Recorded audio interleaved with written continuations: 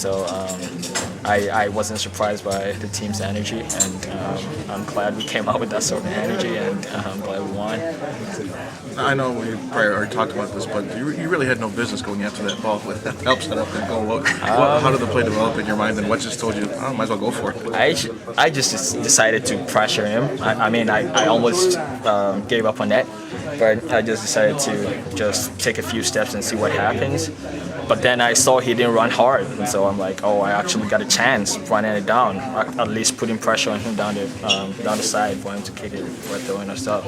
But then after the bounce, I knew I had a chance, and so I went hard, and I got a big break, and I saw daylight, and I actually thought about shooting the first, but then the angle was so much against me, so I decided to beat the goalie, come inside and shoot, but then they all rushed into the goal, and so I had a little chance, but Tamo was open, and I just set him up.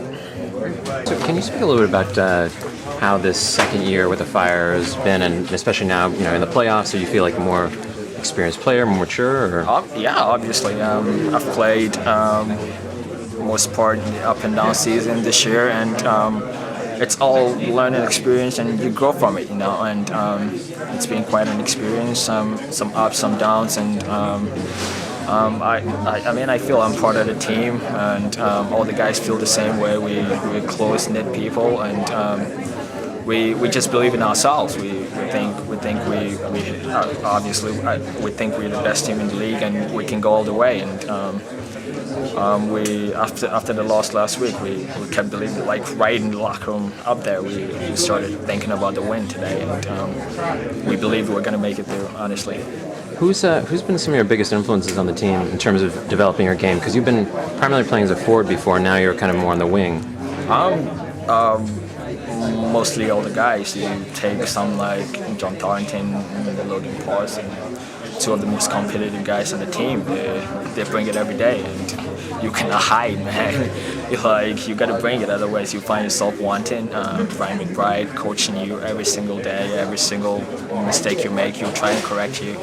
And some of the other guys, practice is so much fun because everyone wants to win. Practice games, like the whole games. You cannot make a mistake that will cost your team, because then everyone will start blasting you. And so that keeps you in the loop, it gives you confidence, it helps you grow, and you get better. Do you recommend anything to some, the newer rookies or people coming in for the 2010 draft? What to do, or what might be a good learning experience that helped them this time around? They just need to be level-headed, coming into a great group with some great characters. You gotta be ready to fight for a spot. It's not gonna be easy, but you gotta bring your A game every day in practice, which is really key to getting on the field. And you just need to be around the group every time.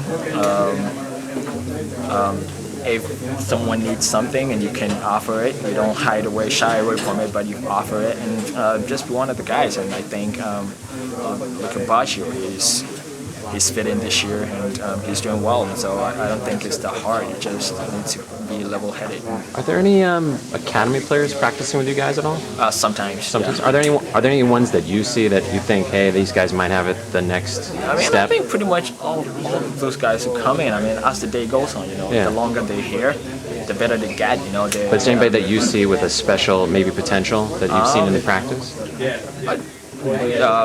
The kid Drew DeGurin, he's been training with us for a while. He's developed since the first day I saw him train with us. And, what's his position? He's a defender, central defender. Yeah, he's really upped his game since he joined us. And right now we don't have many of them with us right now. There are a lot of younger players who've had some success. Some have had not much success because they spent time on the bench, like when they go overseas. What do you think of MLS as a developmental tool for young players? It's really good. When I was coming in the league, I wasn't aware young players are given some time to develop. I honestly didn't expect myself to be. I mean, I knew I could play, but I didn't expect to play this much, you know. And so I think over the last few years, the coaches in the league really giving the young players some chances to prove their worth, and especially, for example, like the rookie class last year, a lot of them starting on their teams, you know, and so it's. I think it's great. I mean, as I said, I didn't expect it this way at all. And so, yeah, it helps develop players and for them to move to the next level. And I think the standard of the league is going up and up. You know, it can only get better.